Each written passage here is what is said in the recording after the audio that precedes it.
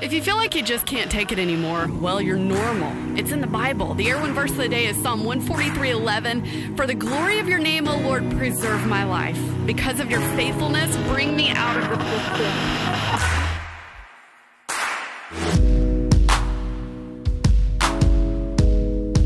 I always say I was a believer in Christ long before I was a follower of Christ. My life was totally changed by Christian music.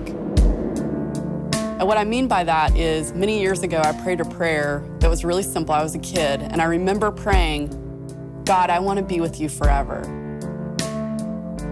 And over the years, I tried to grow in my faith, as a kid does, and then into teenage years.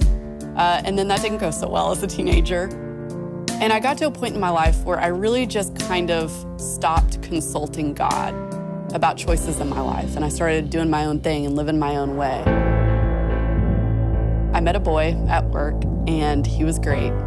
And we were in a relationship for a long time. What I didn't know at that time is that my identity was actually in him. I had done everything for him, and our relationship really defined everything about me. My career choices, whether or not I was going to college, what I was doing in college, where I would live. So once our relationship ended, I didn't know who I was. I met another guy who is my really great friend, Jack. And Jack invited me to church. I found this wonderful group of people that just really helped me a lot. But they still couldn't give me a true relationship with God, and they still couldn't give me that intimacy with Christ that I was really craving in my heart. So I crack open this Bible and I read this verse, so we have this treasure in jars of clay. It's 2 Corinthians 4:7. And in that moment, I had started working at a radio station, and we were playing these songs from Christian groups, even though I didn't work at a Christian station. It's like he met me right in a place I would understand. I understood music, I understood radio, because that was what I was involved in.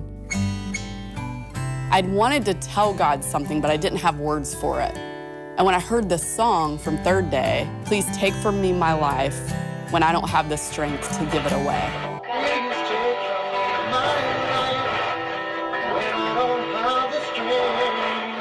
I totally identified with that because I wanted God to have my life, but I was still trying to learn how to give it over to him, how to really fully be a follower of Christ. And so I just kind of said in my heart, God, that's me. That's what I want to say to you.